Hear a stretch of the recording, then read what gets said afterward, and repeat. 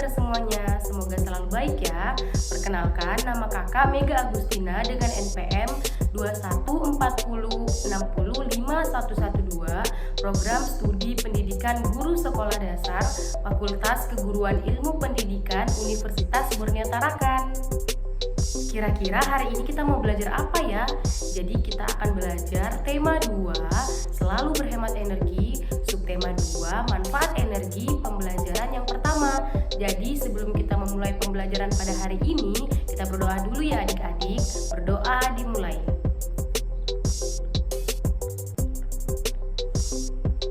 Berdoa selesai. Jadi di subtema 2 ini kita akan belajar mengenai berbagai manfaat energi. Apakah kalian siap untuk belajar? Ayo kita belajar bersama-sama. Kita dapat menemukan energi di sekitar kita. Energi sangat berguna untuk makhluk hidup saat melakukan kegiatan. Dan energi listrik adalah energi yang paling banyak digunakan di rumah. Kita harus memperhatikan penggunaan energi.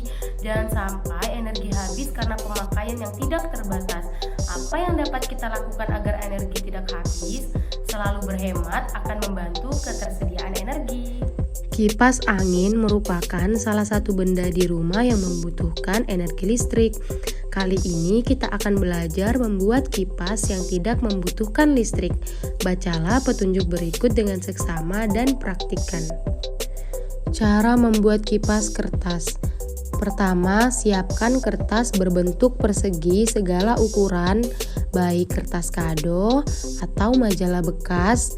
Lalu ambil lem, lipat kertas pada satu bagian ujung sekitar 2 cm. Lalu balikan kertas dan lipat lagi ke arah yang berbeda.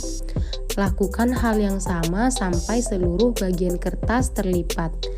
Lipat lagi lipatan kertas menjadi 2 bagian yang sama besar, lalu lem di sisi kertas yang saling berhadapan, dan kipas siap dipakai. Baik adik-adik, jadi kita akan coba membuat kipas tanpa listrik ya. Jadi bahan yang adik-adik butuhkan itu kertas bekas seperti ini dan lem. Jika adik-adik ingin memakai lem kertas juga boleh. Jadi yang pertama itu kita lipat kertasnya menjadi seperti ini. Habis itu kita lanjut lagi lipat ke belakang, lipat ke depan, lipat lagi, dilipat terus. Habis itu sudah jadi seperti ini, kita lipat 2 dan ambil lem,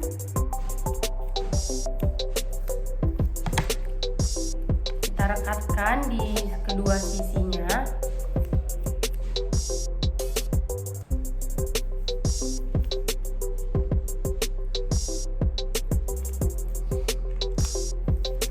Direkatkan.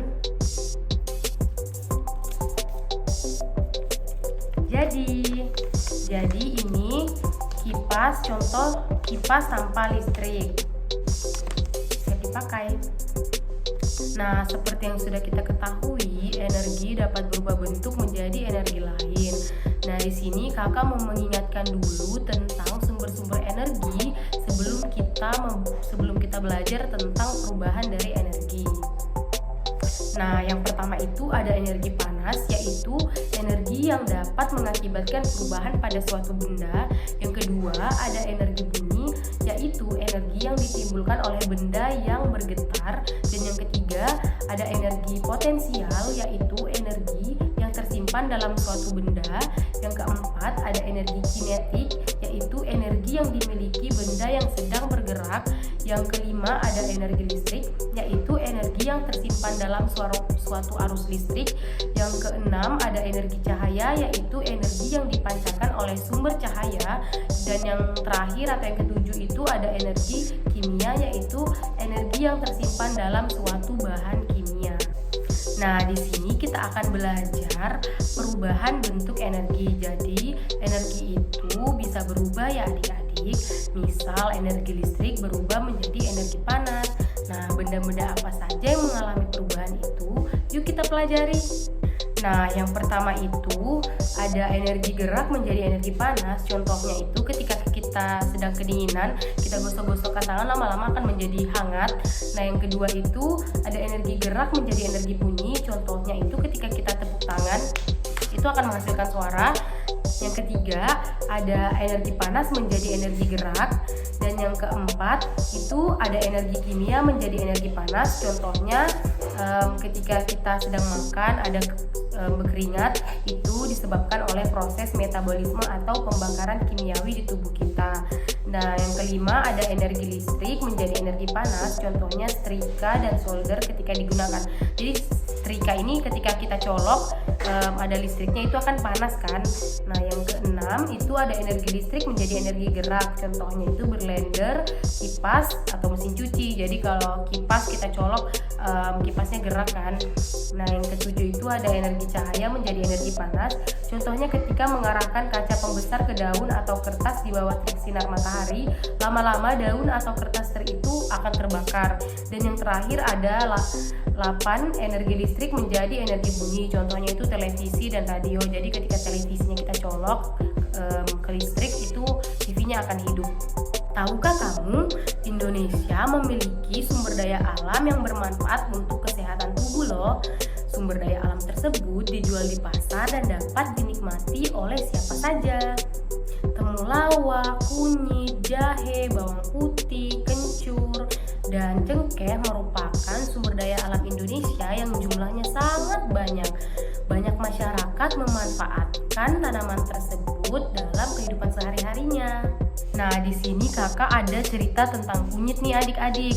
Nah, kunyit merupakan salah satu sumber daya alam yang banyak dimanfaatkan dalam kehidupan masyarakat Indonesia.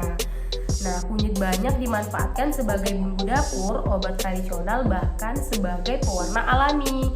Sebagai salah satu bahan baku obat tradisional, kunyit banyak dicari masyarakat baik di Indonesia maupun di luar negeri. Semakin hari, semakin banyak peminat kunyit dari negara-negara lain. Para petani sangat gembira dengan banyaknya peminat kunyit tersebut. Minuman kunyit asam merupakan minuman yang banyak diminum oleh penduduk Indonesia. Selain menyegarkan, minuman ini pun dipercaya memiliki manfaat bagi tubuh. Awalnya minuman ini banyak dinikmati oleh penduduk di Jawa. Namun saat ini minuman kunyit asam dapat dinikmati oleh banyak penduduk Indonesia hampir di seluruh provinsi yang ada di Indonesia. Minuman ini sudah dibuat dalam bentuk yang lebih praktis, yaitu dalam bentuk kemasan. Pembeli bisa langsung menyeduh dengan air hangat. Wah, hebat bukan? Ternyata sumber daya alam Indonesia yang berlimpah sangat banyak manfaatnya bagi tubuh. Banyak pula peminat yang berasal dari luar negeri untuk membelinya. Jadi masih banyak lagi sumber daya alam lainnya yang dapat adik temukan atau temui di pasar. Sekian pembelajaran pada hari ini. Kurang dan lebihnya kakak mohon maaf. Wassalamualaikum warahmatullahi wabarakatuh. Terima kasih dan sampai jumpa di pembelajaran selanjutnya. Bye-bye.